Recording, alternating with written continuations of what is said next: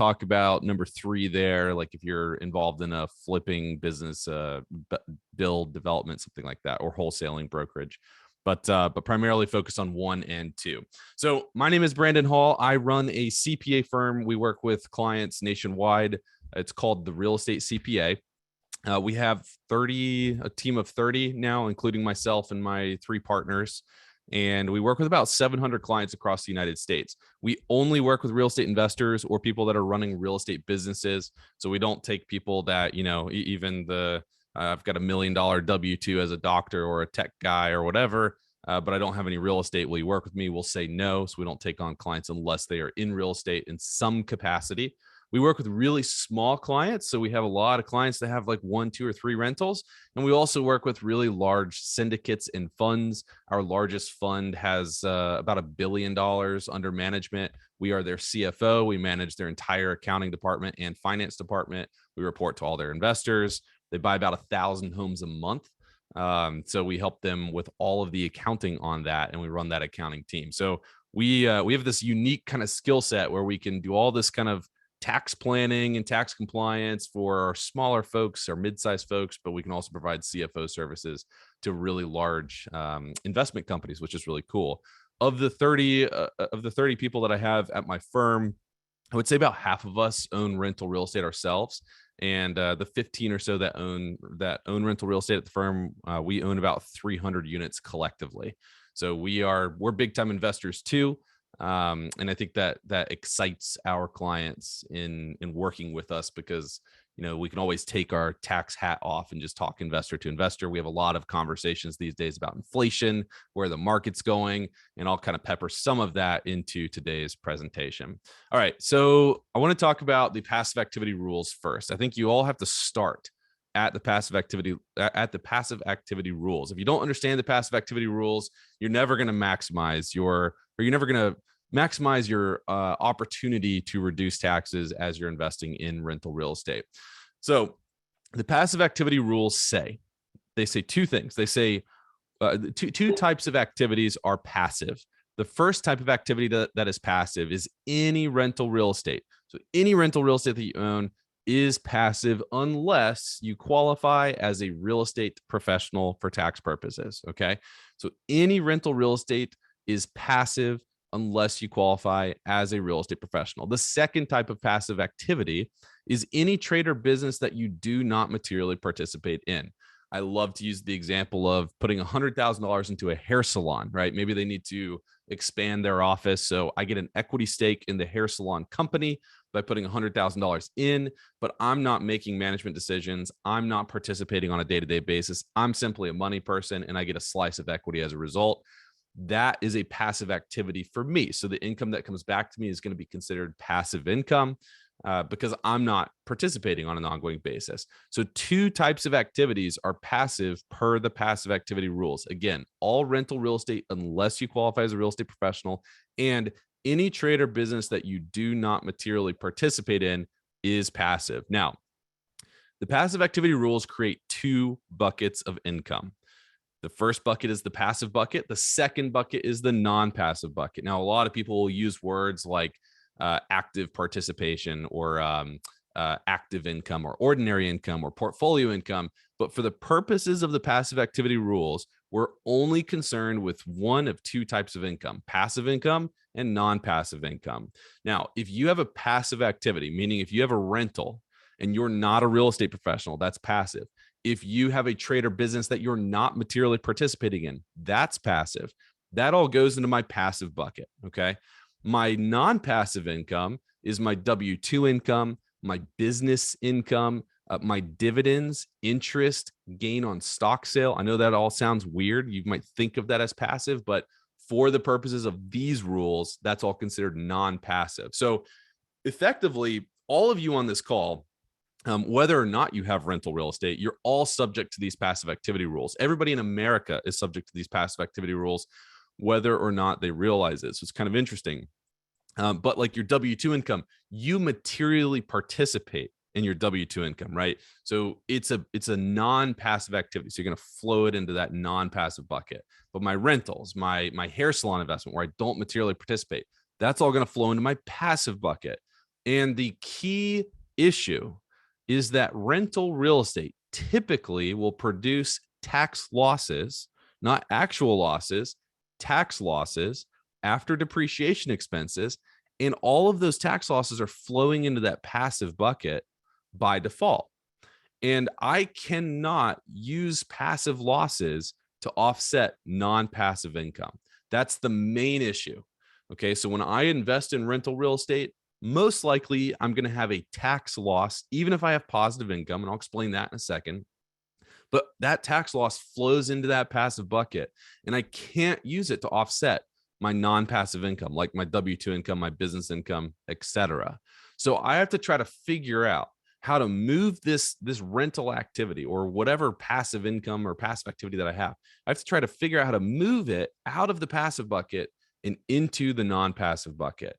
And understanding these rules will help you figure out how to optimize that on an ongoing basis. And that's a lot of the tax planning that we do with our clients. It's how do you move this 10-unit apartment complex that you just acquired out of the passive bucket and into the non-passive bucket?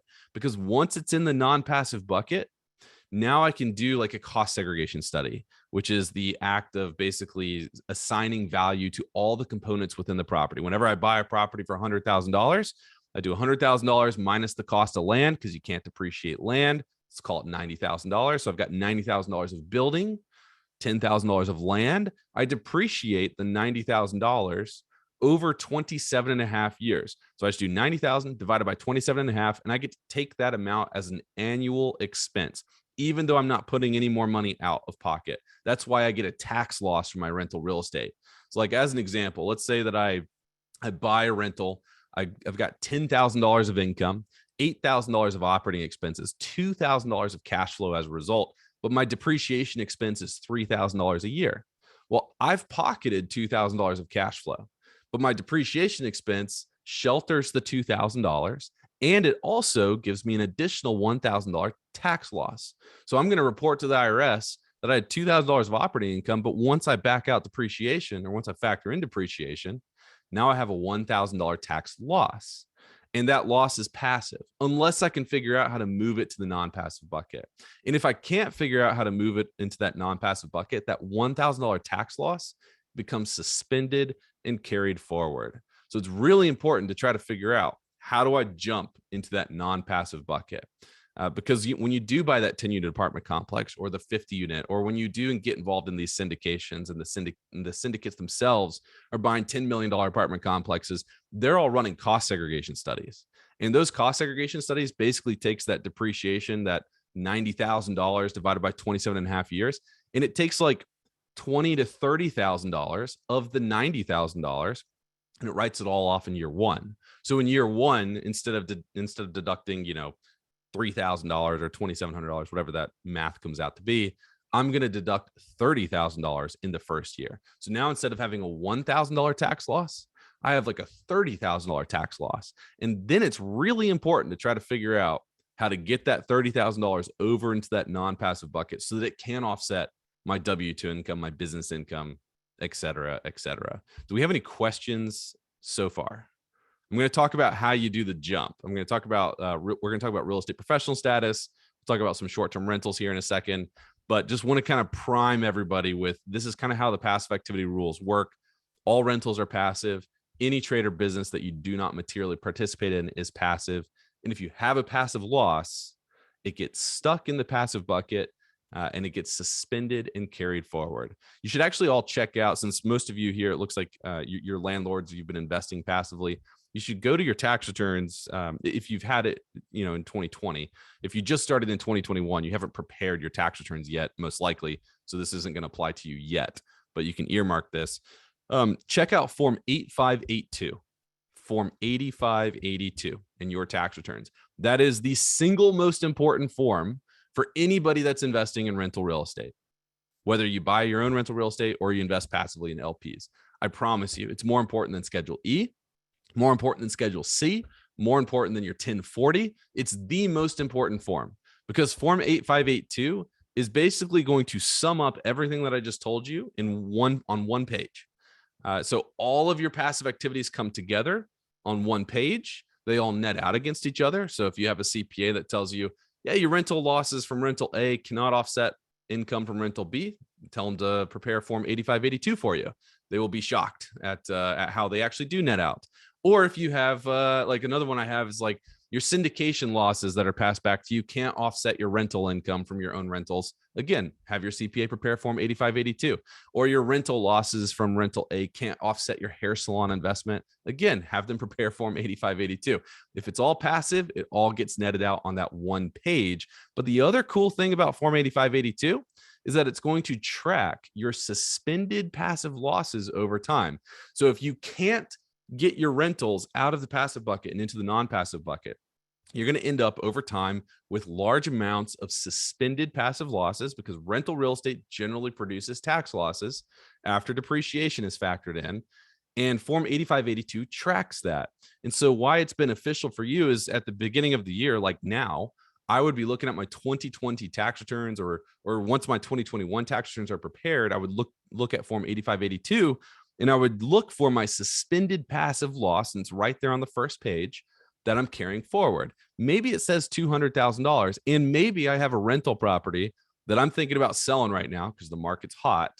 And maybe that rental property has $150,000 of gain that I'm expecting. Well, if I've got $150K of gain that I'm expecting, but I have $200,000 of passive losses that have been suspended and carried forward on my Form 8582, I don't have to do a 1031 exchange, right? I can just sell the rental at $150K gain, and it's going to eat up the $200,000 of suspended passive losses. So really, really important to track that. Also important, any year that you switch CPAs, you need to look at your Form 8582 from old CPA and new CPA. Sometimes, not often, but sometimes CPAs, the new CPA, forgets to carry forward your Form 8582 suspended passive losses. We helped a client last year who, they started talking to me and going through their portfolio, and in their Form 8582 didn't make any sense. They had a pretty expansive portfolio. They've always been buying property, but they only had like $20,000 of suspended passive losses on their Form 8582. So we start asking about, what was your history working with CPAs? We learned that they've switched CPAs relatively frequently over the past decade. So we start requesting all those old tax returns. One CPA in the chain forgot to carry forward $400,000 of suspended passive losses. And if you do $400,000 times 37%, is the marginal tax rate, that's like $140K of actual tax savings that vanished. And they never would have known. None of the CPAs later down the line caught it. We caught it. We fixed it for them. But super, super, super important that you look at Form 8582 to track this on an ongoing basis. It is your tax return at the end of the day. And I just highly recommend that you track that. All right. So we've talked about the passive bucket. I see some questions coming in, so I'll hit this slide and then I'll hit the questions. We talked about the passive bucket. Now, how do we move our activities out of the passive bucket and into the non-passive bucket? And why do we care? Just as a reminder, why do we care? We care because if I buy $100,000 property, I can do, $90,000 building, $10,000 land. You can't depreciate land because it doesn't fall apart. It's just land. So $90,000 of building divided by 27 and a half years, $3,100, something like that. So I can take $3,100 of depreciation expense every single year for 27 and a half years. But I don't want to do that. I don't want to do that because of inflation, right? The time value of money. A dollar today is worth more than a dollar tomorrow. Simple example. You go to the store, right? Your wife tells you got to go to the store and get milk. So you go to the store and you're trying to get some milk.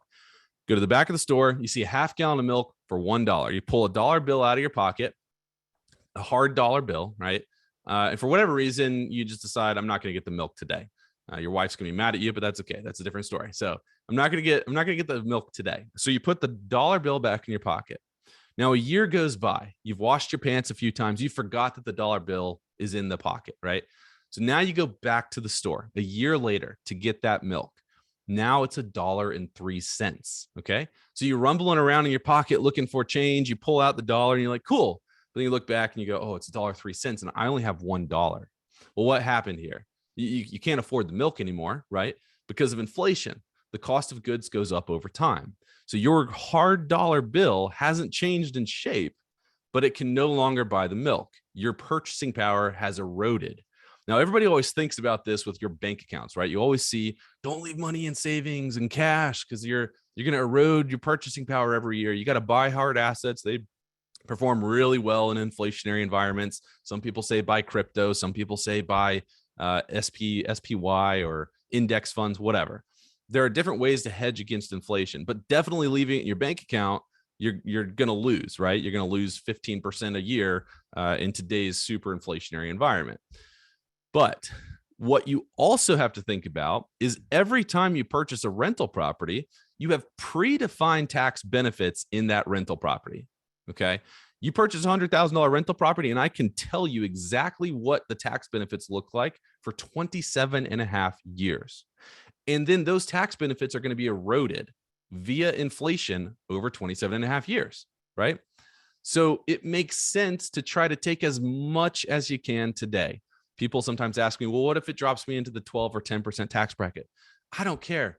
Take it all today. Take as much as you can today, because you're going to get a tax refund today. You're going to extract the tax benefits from your rental property today via a cost segregation study. We're talking about accelerating depreciation here, getting a large expense on my $90,000.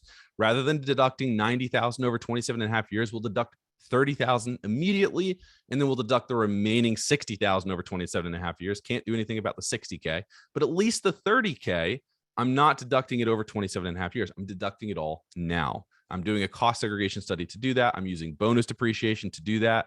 You don't want to when you buy a rental property, you essentially have a savings account of tax benefits that are already predefined in your rental property. You should try to get those out and reinvest them as quickly as you possibly can.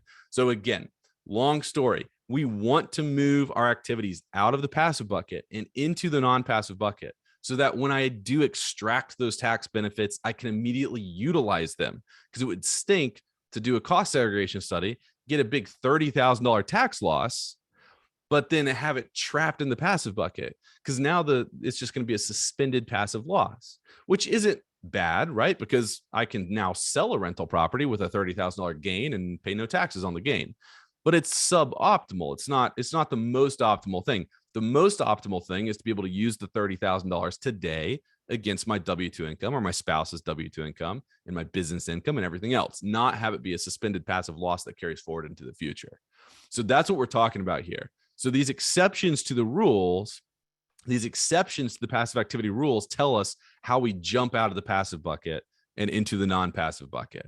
So the first way that you can make that jump is simply sell your rental. If you sell your rental, you unlock the losses associated with the rental. You unlock other losses associated with other rentals up to the gain of the rental that you're selling. So that's one way to do it. The second way to do it is earn less than $150,000. If you earn less than $100,000, you get the full $25,000 passive activity loss allowance. So you don't have to do anything crazy. You just have to own the property. You have to own at least 10% of it. You have to actively manage it.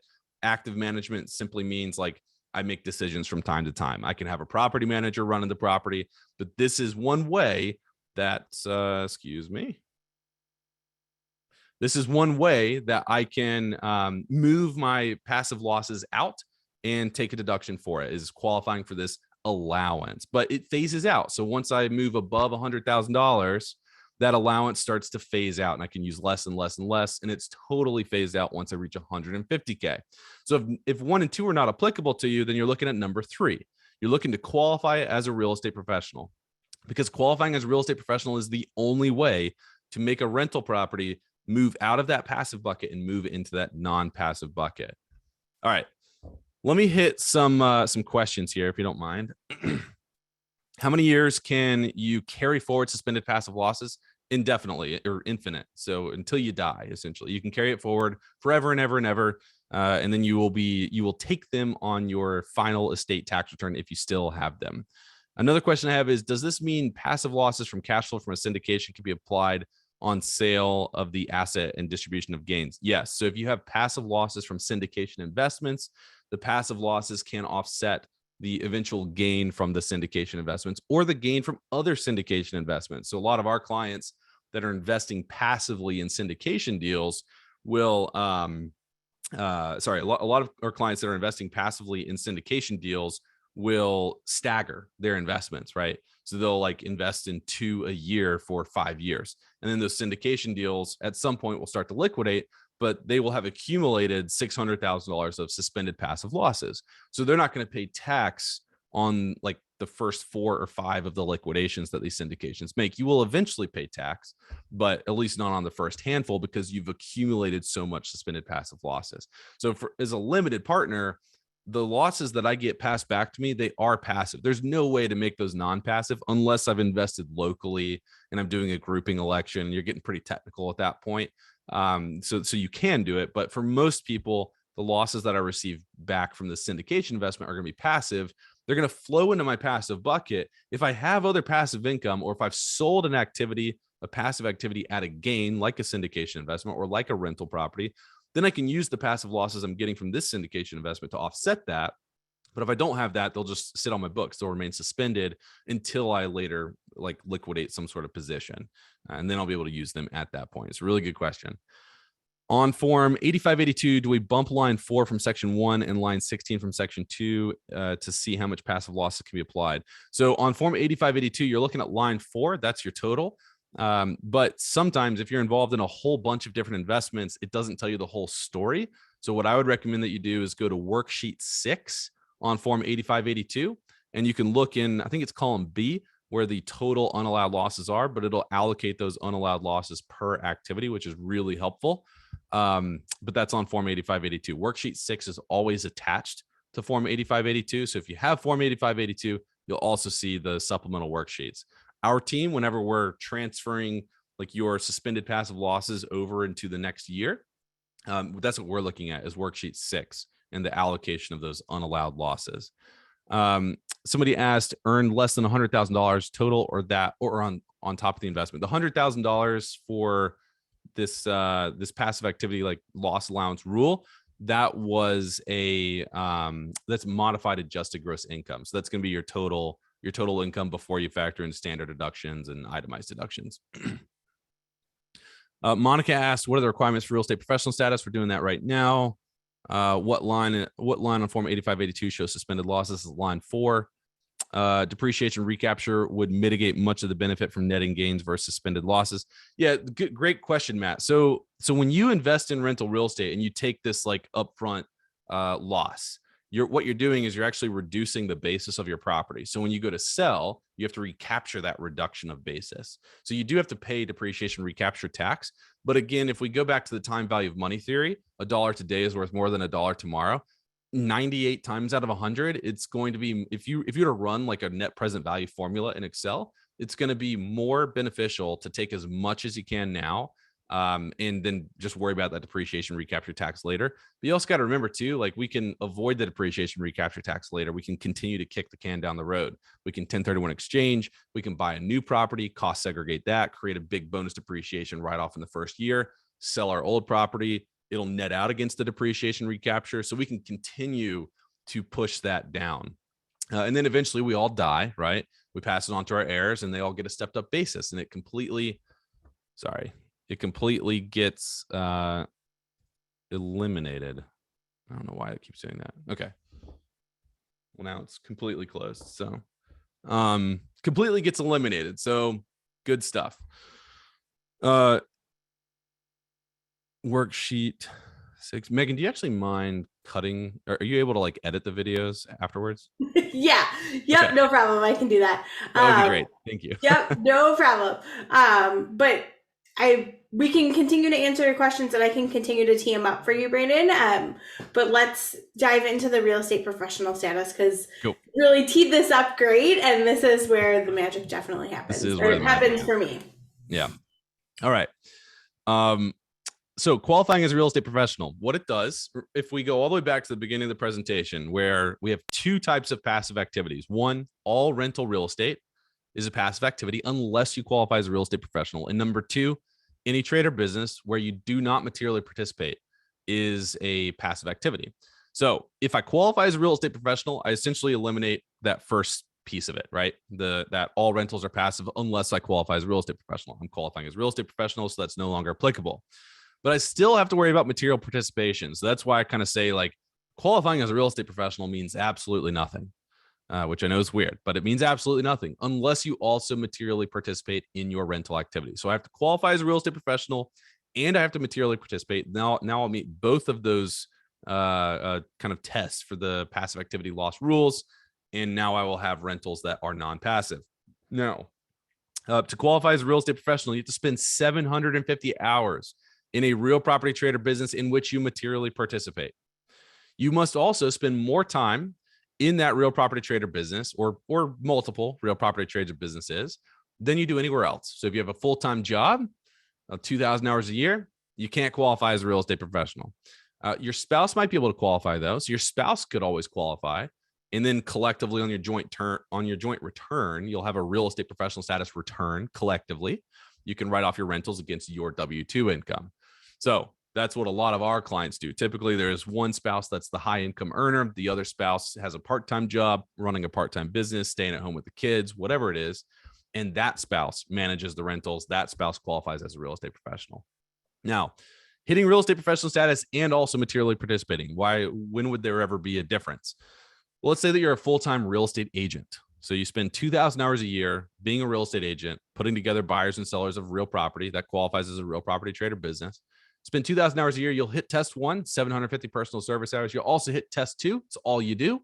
So you're only working in real estate. You are a real estate professional. But if you forgot to also materially participate in your rentals are still passive. So that's where the nuance is. If you are managing your rentals full time, and that is what is getting you to real estate professional status, once you hit real estate professional status, you will also have automatically met the material participation standards 99 times out of 100. So if you're a landlord and that's how you get to real estate professional status, you're fine. But if you are running a different business, you're flipping, wholesaling, syndicating, whatever you're doing, you must syndicating is kind of syndicating is running a rental. But if you're flipping, developing, building, you also have to come back and materially participate in your rental activities. So one question that's come up really frequently for us on that is people who have had huge windfalls from selling like a franchise or a business or have an inheritance, and now they want to be a quote unquote full-time passive investor. So can they materially participate in the management of an LLC that only invests in syndications, for example? Excellent question. That really depends. So first, if you're taking an LP stake, you can never materially participate. So you would have to be on the GP side. You'd have to be part of the general partnership. Now, if you're part of a company that is taking GP stakes, then the question is, what is your activity in the company itself? And is the company itself a real property trader business, or do they outsource all of the actual work that needs to be done? Typically, this is my conservative answer. Typically, there's 1 or 2 people in every one of these deals that's the actual real estate professional. And everybody else just kind of tags on, right? They'll raise capital and they'll bring some sort of experience or something to the table, but they're really not doing that much work. Those people, I think, are at risk of losing audits. But my partners at the firm would say it's fine for them all because we've not seen any tax court case that says otherwise. And the IRS isn't really auditing, real estate investment companies for real estate professional status issues, because I think the thought process goes is that they are all real estate professionals. However, as the IRS continues to mine for new tax revenue, you just have to be wary of the potential risk if you're not the one that's really involved in managing the property, really involved in putting everything together. You're just kind of reviewing financial reports and doing a more high level thing. Even if you're on the GP side, I think conservatively, you have risk of that all being disallowed. So try to get involved in the day-to-day management. That would be my suggestion. Great question. Perfect. All right. So whenever I do the real estate professional status presentation, I say 750 hours, yada, yada, yada. And then the next question is, well, what hours count and don't count? So hours that do not count are investor hours, unless, okay, my laser pointer up for this, unless you're involved in the day-to-day activity, right? The day-to-day management. So if you're like doing the property management yourself, then your investor level hours all count. Investor level hours are studying, reviewing, and monitoring financial statements, preparing summaries of financials or operations, organizing records, preparing taxes, paying bills, reviewing financials. Bookkeeping, I would consider an investor level hour. So if you're doing those things, then that's not going to count for real estate professional status unless you are involved in the day-to-day management. And what does that mean? Typically means you don't have a property manager, or you've got some massive portfolio or some massive asset that you're managing collectively.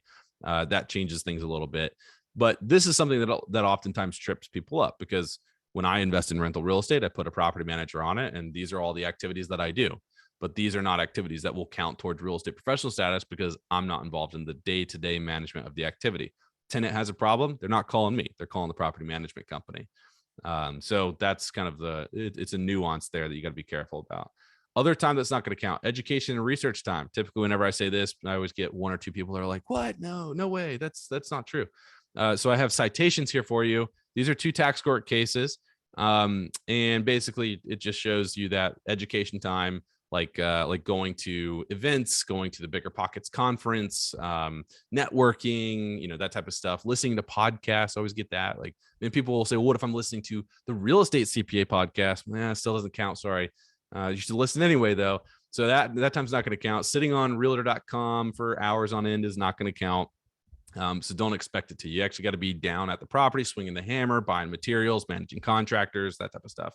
Travel time does not count unless the travel time is local. So if you have like a local portfolio and it requires you to travel out to the properties on an ongoing basis, weekly, then we would say that travel time counts as real estate professional status hours.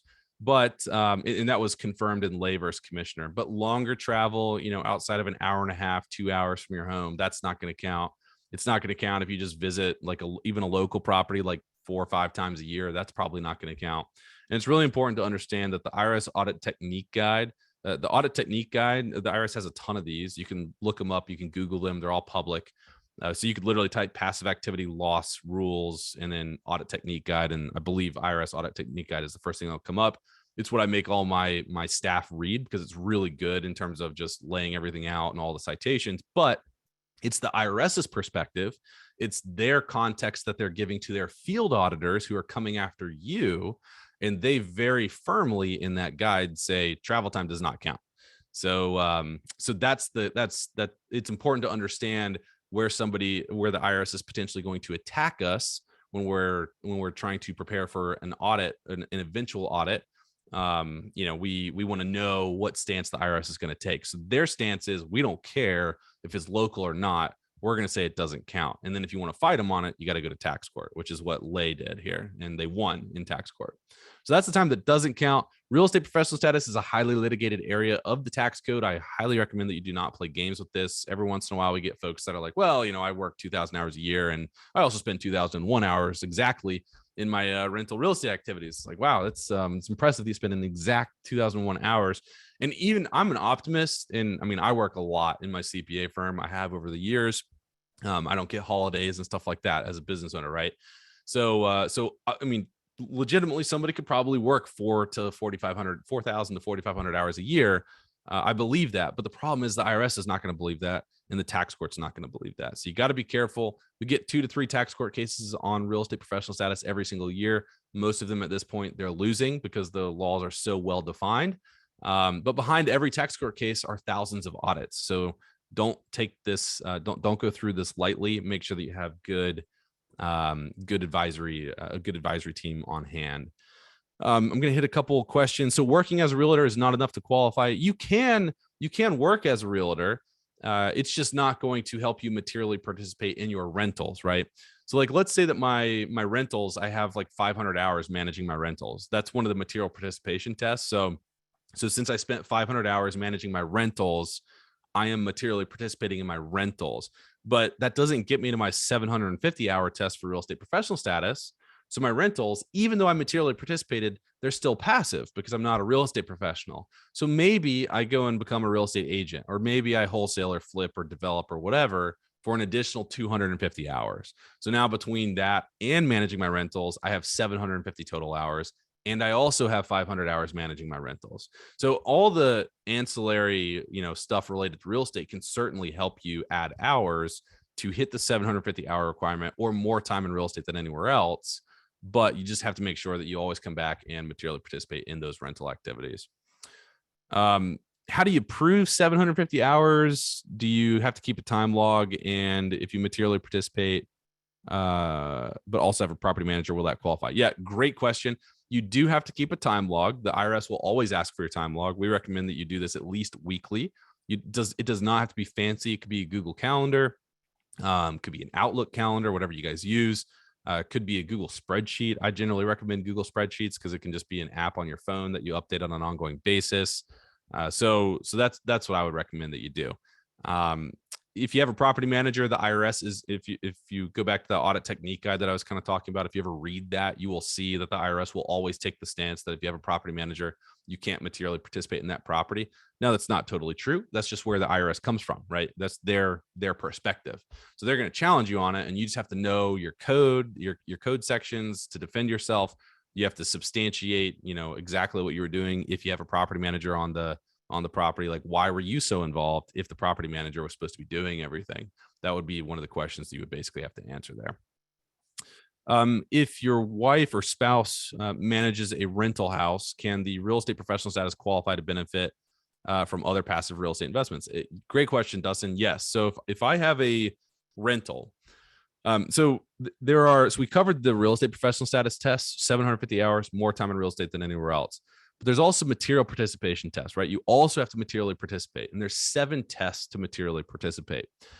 If you only have to hit one of them to materially participate. You don't have to hit all 7. But one of the tests is 500 hours in the activity. So if I have a local portfolio of rentals that I'm self-managing and I spend 500 hours self-managing, I can make an election to group all those rentals together and group any syndication investment that I make into that group of rentals. So if I have a local rental portfolio that I've spent 500 hours managing, I'm going to make this grouping election. And then I can go and put $100,000 into a syndication, and the $90,000 suspended, or the $90,000 passive loss, or I guess just loss, that gets passed back to me because I put $100K in and the syndication did a cost seg study. That $90,000 loss that's passed back to me, that's also going to get grouped in to my rentals that I already materially participate in. So that $90,000 loss becomes non-passive. So I've jumped it into the non-passive bucket, even though I don't materially participate in that limited partnership investment. Really, really sweet way to get some pretty big tax write-offs immediately. So great question. All right. Rentals that are not rentals.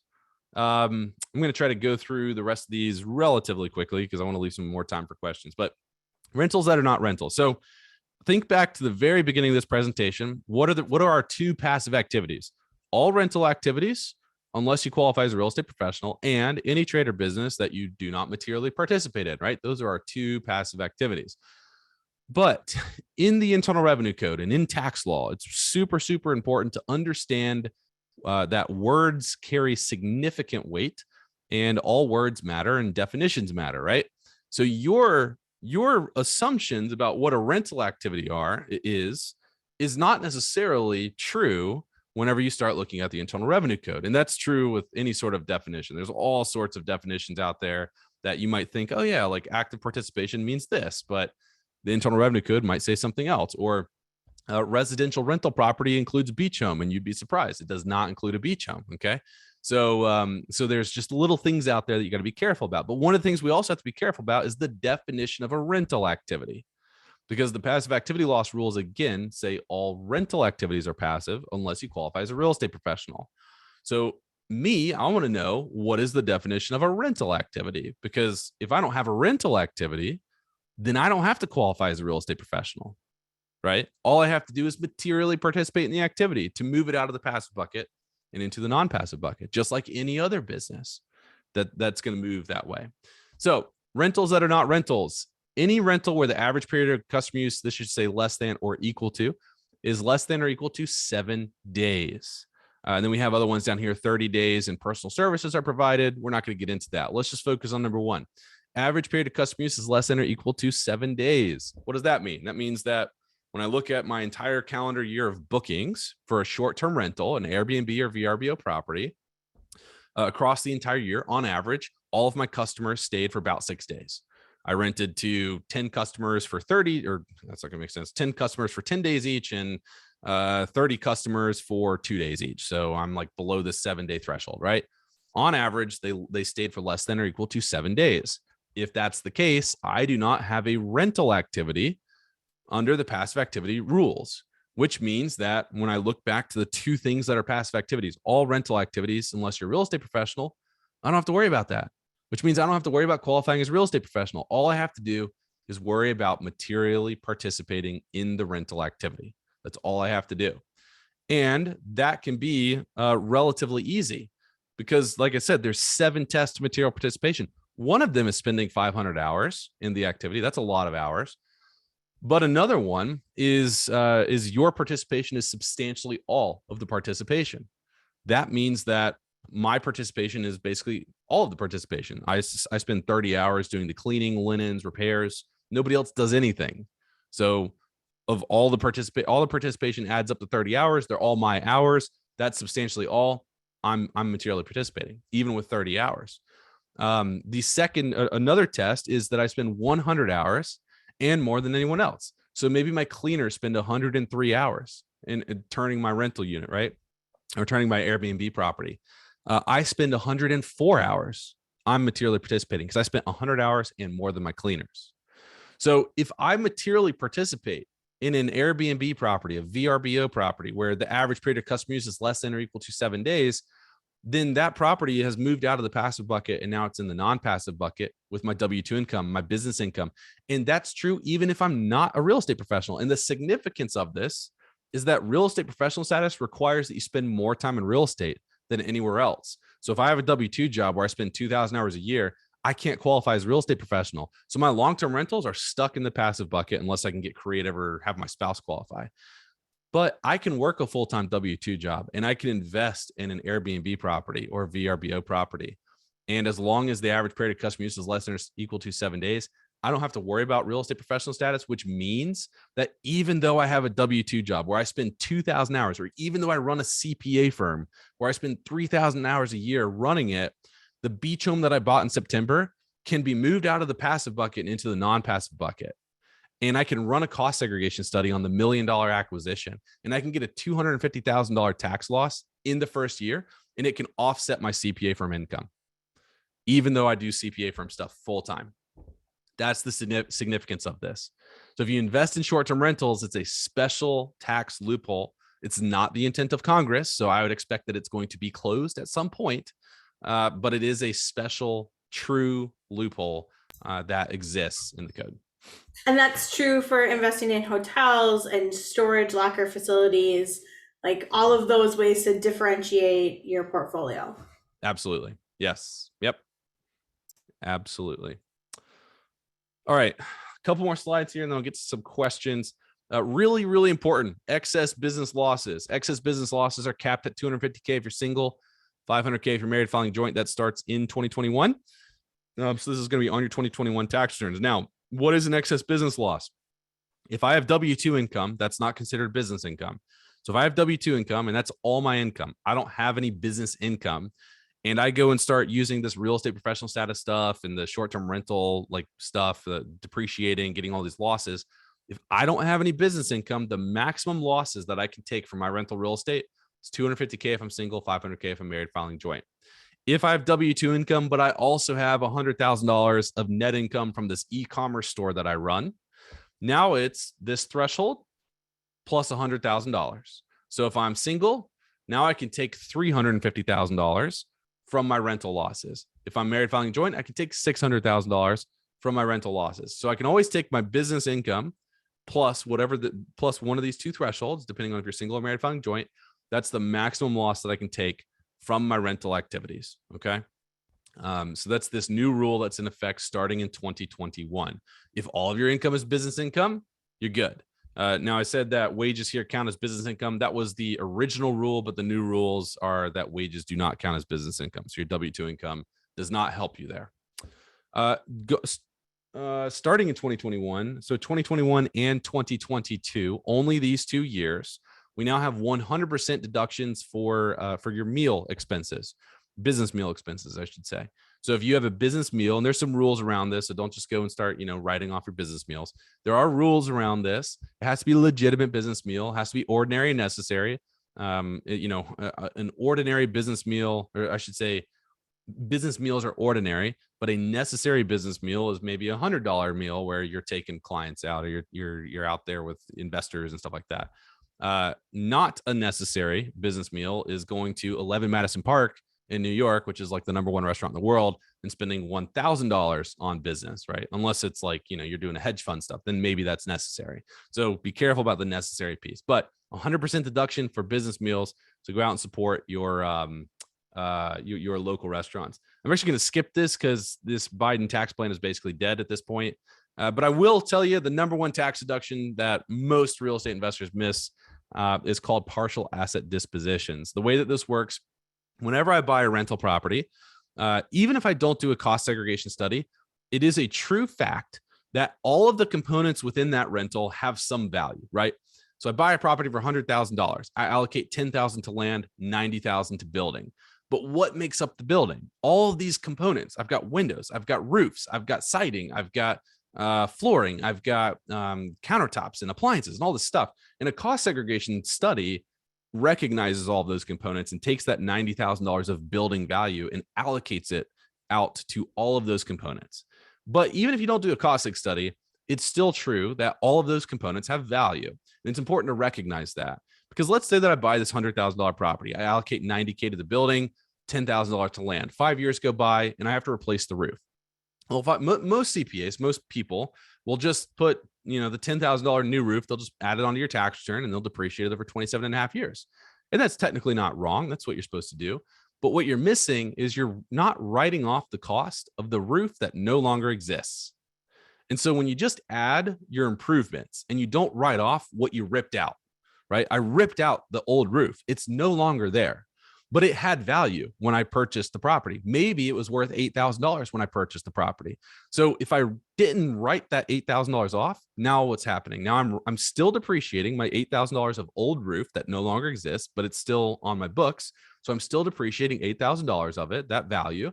And now I'm also depreciating the new $10,000 roof. So now I'm depreciating $18,000 of roof, even though I only have one $10,000 roof actually on my property.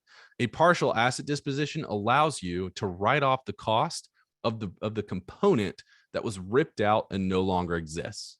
So all I want you to know is that when you go and file taxes with your CPA, I want you to ask them about the 2013 tangible property regulations. That's where you find the de minimis safe harbor, that $2,500 threshold. That's where you find the betterment adaptation restoration test. It's also where you find the partial asset disposition rules.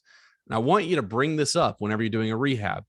All you have to do is bring it up, and then your CPA is going to be on alert, right? They're going to start looking into it to make sure that you are optimizing. All you have to do is bring it up. Sometimes you can't do partial asset dispositions. There are very technical rules around this, but it's a big tax deduction that people miss. They miss writing off the $8,000 today. So they miss that deduction. But then also when they sell the property, guess what they have to do? They have to recapture the depreciation on the $8,000. So if you write off that $8,000 today, when you sell the property later, there's no recapture on it because the asset no longer exists.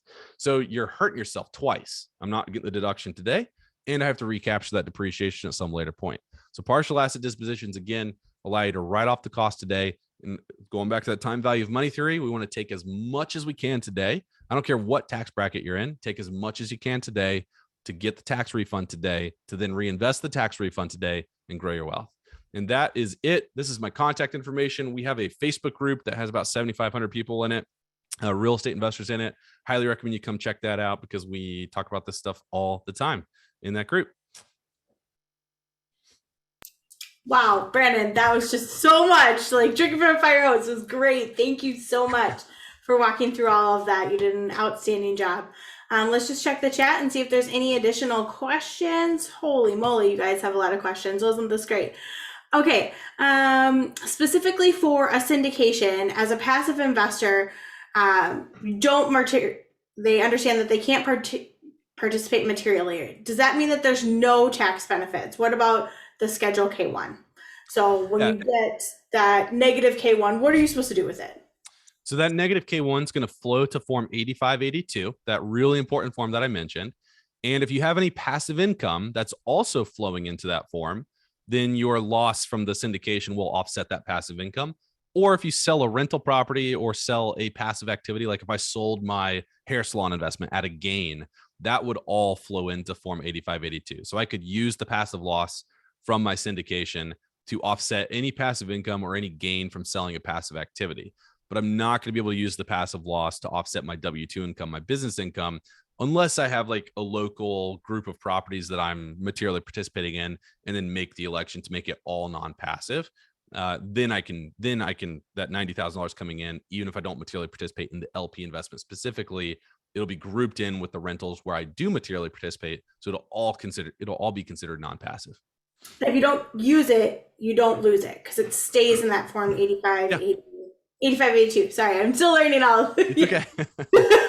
Exactly. Okay. If you don't use it, you don't lose it. It just gets suspended on Form 8582. So you'll see it there. And you just want to make sure you track it on an ongoing basis. And that's where I said some of our clients that invest in, or actually a lot of our clients that invest in syndications use this sort of layering strategy where, all right, I've got, $500,000 to invest. Do I pour it all in now, or do I try to stagger it out over the next couple of years? Because most of the time, if you stagger it over the coming years, then you'll get this flow of suspended passive losses. So your Form 8582 losses will get bigger. But then when we get to like year 5, since the very first investment, when we get to year 5, the first investment liquidates. Then year 6, the next investment liquidates. But you're not going to pay tax because you have that suspended passive loss on your books. That's going to offset the gain. So you end up like really not paying tax until year 8, year 9, if you use this staggering effect. And you can always just take the cash that you receive from the syndications that sold and roll it right into another syndication and pump your suspended passive losses again. So you can continue. It's essentially like, think about it as like you're doing a 1031 exchange without really doing a 1031 exchange. So I'm just getting all these passive losses that are going to offset the gain on the sale of one of these syndicates at some future point. And then I'm going to get the cash there and I'm going to do it again and get more passive losses to use in the future. Yeah. And that answers Emily's question, how can I offset the gain from liquidating a syndication? You just continue to roll them in and continue to ladder up.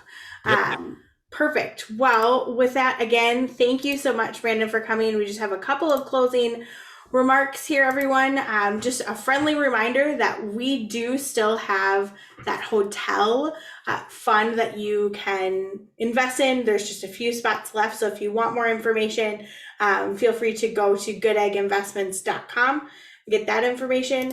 If you haven't joined our Good Egg Investor Club, you're brand new to syndications, we highly recommend that you join our investor club on our website, goodegginvestments.com/invest, and stop dealing with tenants, termites, and toilets. You'll meet a member of our team. And then lastly, if all of this is brand new to you and you don't know where to start when it comes to passive investing, continue to come to our Good Egg Live masterclasses, but also enroll in our free course, Passive Real Estate Investing 101, where you'll learn everything about syndications and how they can be helpful.